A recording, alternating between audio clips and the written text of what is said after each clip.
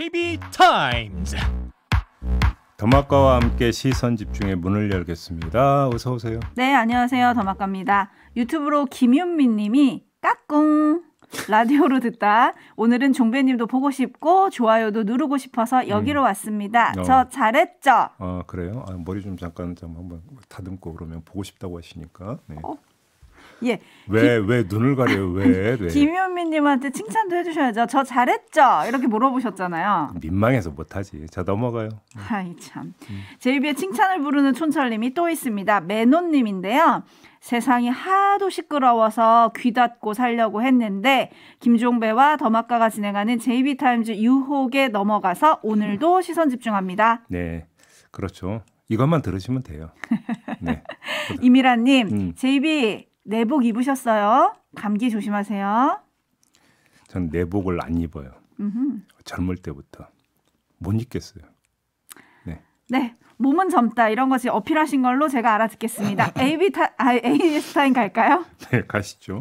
네, 지난 19일 저희가 마약 김밥, 마약 떡볶이 이런 식으로 음식이나 상품 앞에 마약을 붙여서 파는 이른바 마약 마케팅 이거 하지 말자라고 캠페인을 벌이고 있는 장진영 변호사와 인터뷰를 했습니다. 네. 이런 마케팅을 하면 청소년들이 마약을 더 친근하게 느껴서 범죄에도 반영될 수 있다 이런 주장이었는데요.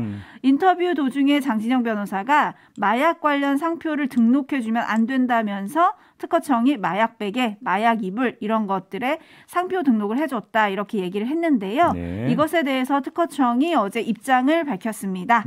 특허청은 2018년 1월에 상표 마약 베개에 대해서 공서 양속에 반한다고 보아서 상표 등록 거절을 결정을 했지만 특허법원에서 마약이라는 명칭이 들어있다는 것만으로 선량한 풍속이나 공공질서를 해칠 우려가 있다고 단정할 수 없다라고 판단을 하면서 특허청의 거절 결정을 취소 환송했다. 이 점을 밝혀왔습니다. 한편 장진영 변호사는 특허청의 주장에 대해서 취소 환송 후에도 후속적인 입법 노력을 기울였어야 했던 거 아니냐 이 점을 또 지적했다는 점 같이 전해드립니다. 그러니까 이제 특허청의 얘기는 우리가 이거 받아주고 싶어서 받아준 게 아니다. 법원 결정 때문에 우리도 어쩔 수 없었다 이런 거잖아요. 네. 한마디로 이야기를 하면. 네. 그러니까 지금 이제 개정 법안이 좀 발의돼 있으니까 법률이 그렇게 좀 정비가 된다면 모든 게 자동으로 다 정리가 되는 거 아니겠습니까? 그렇죠. 네, 그렇게 이해를 하고 넘어가죠. 네. 네. 본격적인 AS 타임은 요즘 정치권에서 아주 관심이 많은 한동훈 법무장관 얘기로 좀 넘어가겠습니다. 네. 차기 총선 출마 얘기가 솔솔 나오고 심지어는 여당 당대표 차출설 이런 얘기까지 지금 막 보도가 되더라고요. 그래서 김종인 전 국민의힘 비대위원장은 지난 수요일 시선집중에 출연을 해서 앞으로 한동훈 장관에게는 변호사냐 정치냐 두 가지 길밖에 없다. 이런 얘기를 하기도 했습니다. 네. 이런 출마론의 차기 당대표를 노리는 인물이죠. 윤상현 의원이 견제구를 날렸습니다. 지금 총선 차출을 언급하는 건 본인에게도 대통령에게도 당에도 전혀 도움이 되지 않는다. 이렇게 선을 딱 그었는데 네. 그럴까요?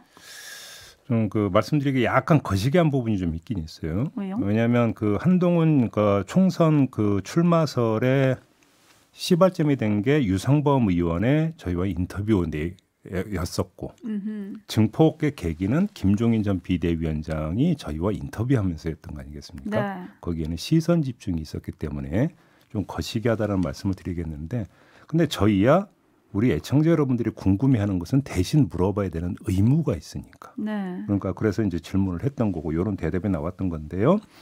그런데 아무튼 윤상현 의원도 저는 그런 문제제기 할 수 있다고 생각을 해요. 그러니까 윤상현 의원이 페이스북에 올린 글을 보면 그렇게 주장한 이유가 뭐냐면 법무장관은 공명정대를 상징하는 직위 아니냐. 그러니까 정치적으로 매우 조심스럽게 처신해야 하는 자리인데 이렇게 자꾸 총선 출마설 이야기가 나오면 직무수행에 그게 도움이 되겠느냐 이런 취지잖아요. 그건 충분히 할 수 있는 이야기라고 생각을 합니다. 그런데 사실 이 이야기는 윤상현 의원이 지적하기 전에 한동훈 장관이 먼저 본인이 이야기를 해야 되는 것 아닌가 싶은 생각도 좀 들긴 들어요. 자꾸 이런 식으로 저를 두고 이야기를 하시면 제 직무수행에 오해를 살 수 있고 도움이 안 됩니다. 자제해 주십시오. 이런 얘기를 한동훈 장관이 본인 입으로도 할 수 있지 않았을까 싶은 생각이 좀 한편 들긴 들더라고요. 그렇지 않나요? 하지만 뭐 예전에 여론조사 관련해서 말했을 때 오히려 그게 이제 호들갑 떠는 것처럼 느껴질 수 있다라고 말씀을 하셨었기 때문에 네. 과연 그럴까라는 생각도 들고 한편으로 드는 생각은 시선 집중이 뭐 살짝 불을 지핀 감이 없지 않아 있으니까요. 시선 집중에 출연을 하셔서 명확하게 밝혀주시면 어떨까. 저희 인터뷰 요청서 공문이 들어가 있거든요. 법무부에. 네, 한번 장관님이 심사숙고해 주셨으면 좋겠다라는 말씀 전해드리겠습니다. 저 직업정신 높이 사겠습니다. 네, 뉴스와 분석이 함께하는 제이비타임즈 오늘 주목할 뉴스들 챙겨드리겠습니다. 첫 번째 뉴스 어떤 건가요? 민주당이 어제 긴급 의원총회를 열어서 그저께 잠깐 중단했던 국정감사에 다시 임하기로 했어요. 단 법사위만 빼고. 그리고 이제 법사위원들은 용산에 가서 기자회견을 열기도 했었죠. 아무튼 이재명 대표는 의원총회에서 다음과 같이 발언을 했습니다. 국정감사 중에 야당의 중앙 당사를 이렇게 압수수색하는 일은 대한민국 역사상 처음 있는 일입니다. 정치가 아니라 이건 그야말로 탄압입니다. 진실은 명백합니다. 이런 조작으로 야당을 탄압하고 정적을 제거하고 정권을 유지하겠다 이런 생각 버려야 합니다. 네, 이건 의원총회장에서의 발언이었고요. 의원총회가 끝난 뒤에 또 기자들 앞에 섰는데 이런 말도 했습니다. 대선 자금 운운하는데 불법 자금은 1원 번 일도 쓴 일도 없습니다. 김용 부원장은 오랫동안 믿고 함께 했던 사람인데 저는 여전히 그의 결백함을 믿습니다. 네. 한편 국민의힘의 정진석 비대위원장은 또 이런 말을 했습니다. 정당한 법 집행을 가로막는 민주당의 행위는 어떠한 명분으로도 정당화될 수 없습니다. 이것은 법치주의와 자유민주주의에 대한 정면 도전입니다. 어제 농해수위에서 양곡관리법 민주당은 단독 강행 처리했습니다. 대선과 지방선거에서 패배하고도 의회 독재를 거침없이 계속하고 있습니다. 대한민국 국회가 민주당의 힘자랑 놀이터가 아닙니다. 민주당은 취해법권도 아니고 성역도 될 수 없습니다. 민주당이 떳떳하다면 물리력을 동원해서 압수수색을 막을 이유가 없는 것 아닙니까?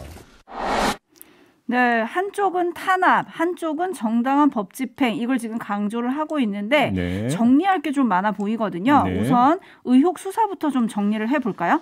자, 하나의 바로미터가 있는 것 같은데요. 6시 반쯤인가 속보가 떴어요. 검찰이 김용 민주연구원 부원장에 대한 구속영장을 청구했다. 네.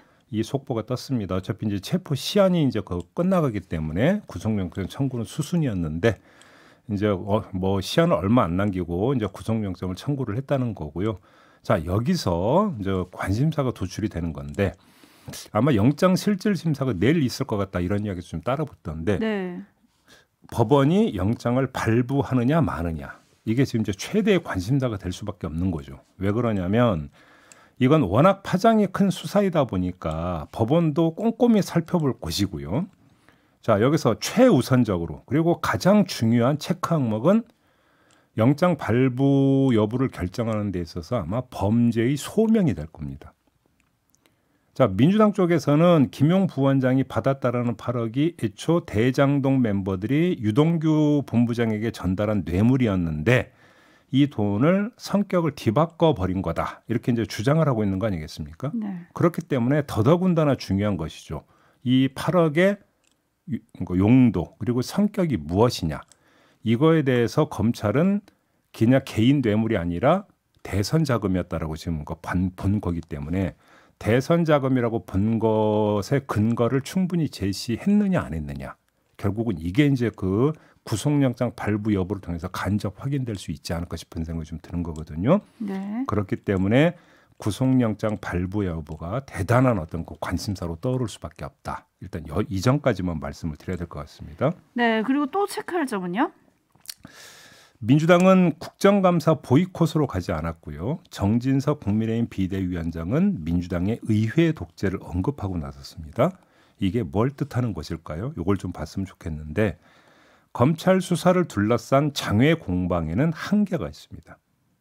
그 자체에 집중하면 좋든 싫든 더 부각되는 문제도 있습니다. 그래서 민주당 입장에선 자기들에게 유리한 전장이 필요한데 그게 바로 원내라고 봐야 되는 거죠. 원내에서 양면 전략을 펼 수 있을 것 같은데요. 면책특권이 보장되는 원내에서 자유롭게 검찰 견제 발언을 할 수 있다라고 하는 점 하나. 그다음에 다른 의제를 부각시켜서 우회적으로 정권 견제를 할 수 있다는 점 둘. 이걸 그러니까 동시에 아마 그 구사할 가능성이 있다고 보는데 그러면 원내 소수인 국민의힘 입장에선 민주당의 이런 전략에 맞설 수 있는 게 바로 의회 독재 프레임을 거는 거다. 이렇게 봐야 되겠죠. 그래서 결국 민주당은 국감을 비롯한 국회 일정 보이콧으로 가지 않은 거고 정진석 위원장은 바로 의회 독재라고 하는 단어를 꺼내던 것으로 봐야 되는 거 아니겠습니까? 이렇게 본다면 앞으로 주 전선은 원내가 될 수밖에 없을 것이다. 이렇게 봐야 될 것 같습니다. 네, 원내가 협치회장이나 정치회장이 아니라 대치의 전장이 되는 상황이 조금 안타깝기는 한데요. 네. 전은경님, 법치주의 국가의 법이 왠지 선별적으로 좀 적용이 되는 것 같습니다. 라는 관전평 보내주셨고 이정로님은 법사위도 국감이 개시되어야 하지 않나요? 국감장에서 더욱더 따져야 한다고 봅니다. 이런 의견을 또 보내주기도 하셨습니다. 그럼 민주당의 전략 어떤 건지 잠시 후 박홍근 원내대표한테 저희가 들어보도록 하겠고요. 네. 한편 여기에 윤석열 대통령의 발언도 여야 대치 전선에서 한 선이 될 수 있을 것 같은데 어제 출근길 발언 잠시 들어보시죠. 지금의 야당이 여당이던 시절에 그 언론사를 상대로 며칠 동안이나 압수수색을 했던 그런 것들을 좀 생각을 해보면은 뭐 그런 얘기가 과연 정당한 것인지 국민들이 잘 아실 거라고 생각합니다. 네, 이 말이 어제 뉴스를 많이 탔는데 또 비교화법이 등장을 했습니다. 네, 이전 정권과 내지 또 이전 여당과의 비교가 되는 겁니까? 이른바 이제 여기서 나오는 게 내로남불이라는 어떤 이런 주장이 이제 담겨 있다는 것이죠. 요거는 잠시 후 박홍근 원내대표 인터뷰가 기다리고 있는데요. 이거에 대한 어떤 평가, 반응은 박홍근 원내대표로도 한번 직접 들어보도록 하겠습니다. 네. 네, 계속 시선 집중해 주시고요. JB타임즈 다음 주목할 뉴스는 어떤 겁니까? 통일부 산하 통일교육원이라고 있는데요. 이곳에서 공무원과 공공기관 직원들 교육용으로 역사에서 배우는 한반도 평화통일이라는 제목의 동영상을 제작해서 여러 해 동안 사용을 해왔다고 합니다. 그런데 여기에 가상대화 형식으로 이완용이 등장을 한다고 합니다. 이완용이 자신을 현실주의자라고 주장을 하면서 이렇게 말하는 것으로 돼 있다고 하는데요. 음성 대역으로 녹음을 했으니까 좀 들어주시죠. 일본이 한국을 장악하는 것은 이순신 장군이 살아와도 어쩔 수 없는 일이었다. 최대한 나은 조건으로 합병이 이루어지도록 한 것이다. 이왕 매를 맞을 거라면 조금 덜 아프게 맞는 게 낫지 않나. 그러지 않았으면 장담컨대 전쟁이 나고 나라는 나라대로 잃었을 것이다. 네, 그리고 이 동영상엔 독립운동가인 신채호 선생의 가상 대화도 나오는데 신채호 선생이 모두가 이완용 같은 현실주의자였다면 우리는 아직도 일본의 노예다. 이렇게 그 주장하는 대목이 있다고 하거든요. 네. 통일교육원은 뭐라고 합니까? 이완용이 자신이 이제 현실주의자다라고 얘기를 하고 신채호 선생도 현실주의자라고 언급을 했다는 거잖아요. 네. 뭐라고 하나요, 통일교육원? 이게 이제 국정감사 과정에서 이제 문제로 지적이 되니까 보도 자료를 내놨는데 해당 자료는 구한말이라는 역사적 시기에 활동한 인물의 가상 대화를 통해 한반도 평화와 통일 문제에 주는 함의를 생각해 보고자 2020년에 만든 자료다. 이렇게 설명을 했고요. 전봉준, 이완용, 신채호 등 인물이 차례로 등장해 당시 지정학적 환경 변화에서 자신의 선택과 입장을 가상으로 소개하는 것이다. 이렇게 해명을 했어요. 그러면서 한마디 덧붙였는데 통일교육 교재 전반의 수정 필요성 등을 면밀히 살피고 있다. 이런 말도 했습니다. 네. 한데 제가 볼 때는 타당하지도 필요하지도 않은 해명이다. 이렇게 봅니다. 어떤 점에서요? 자, 두 가지 문제가 있는데요. 자, 이완용의 논리는 여러 의견 가운데 하나의 의견으로 존중될 수 있는 그런 의견이 아닙니다. 다시 말해서 다양성 차원에서 공평하게 똑같이 노출시켜지고 취급해야 되는 그런 의견이 아니라는 말씀입니다. 제 얘기는. 더구나 전봉준, 신채호 등과 같은 인물과 병렬적 위치에서 이른바 가치와 의견의 다양성을 개진하는 주체로 설정될 수 있는 인물이 절대 아니다라는 겁니다. 그런 점에서 통일교육원의 기본 설정이 잘못됐다고 봐야 될 것 같고요. 두 번째는 그럼에도 불구하고 통일교육원은 이완용의 논리를 현실주의로 분류했을 뿐만 아니라 이런 분류를 다른 사람도 아니고 신채호 선생의 입을 통해서 지금 하는 것으로 설정해 놓았다는 거 아니겠습니까? 네. 이거는 신채호 선생의 독립정신에 대한 모독이라고 해석될 여지도 얼마든지 있다라는 거고요. 통일교육원은 수정 필요성 운운했던데 먼저 헤아려야 하는 건 반성 필요성 아니냐, 이 말씀을 드리겠습니다. 네, 그리고 해당 영상에 보면 신채호 선생이 이완용에게 하는 말처럼 이제 해시태그를 달아서 해시태그 한 다음에 이완용 저격, 해시태그 변명하지 마, 뭐 이렇게 돼 있긴 하던데요. 변명하지 마, 요거를 그대로 통일교육원에게 돌려드리면서 촌철님들의 반응 전해드리겠습니다.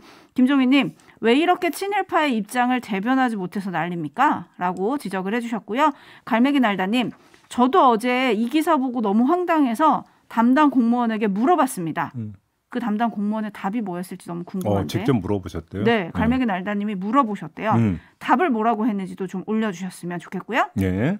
이래님은 이완용 입장에서 너무 자기 안위적으로 썼네요 라고 지적을 해주셨습니다. 근데 제가 볼 땐 통일교육원이 친일파를 변명하고자 뭐 이 내용을 삽입했다고까지는 저는 생각하지 않아요. 그건 말이 안 되는 얘기니까. 그죠? 하지만 이런 논리도 있다라고 그 끼워 넣는 것 자체도 문제라는 그렇죠. 거예요. 제가 볼 때는. 네. 아몰랑님은 이러다 교과서도 수정한다고 나오겠어요? 라고 우려를 해주셨는데 네. 왜 요즘 자꾸 역사교육의 필요성이 더 절실하게 느껴지는지 모르겠습니다. 네. 뉴스와 분석이 함께하는 제이비타임즈, 다음 주목할 뉴스 어떤 건가요? 윤석열 대통령이 어제 SPC 계열사 SPL 공장 사고와 관련해서 이런 말을 했습니다.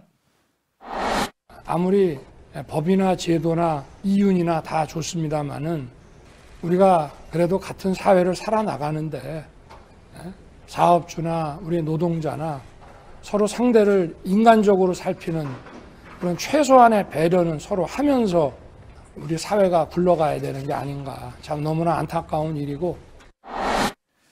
네, 이 말이 영향을 끼쳤기 때문인지 아닌지는 알 길이 없습니다만 그리고 나서 고용노동부 경기지청과 경기평택경찰서가 어제 오후에 SPL 본사와 이 공장 등을 대상으로 합동 압수수색에 들어갔습니다.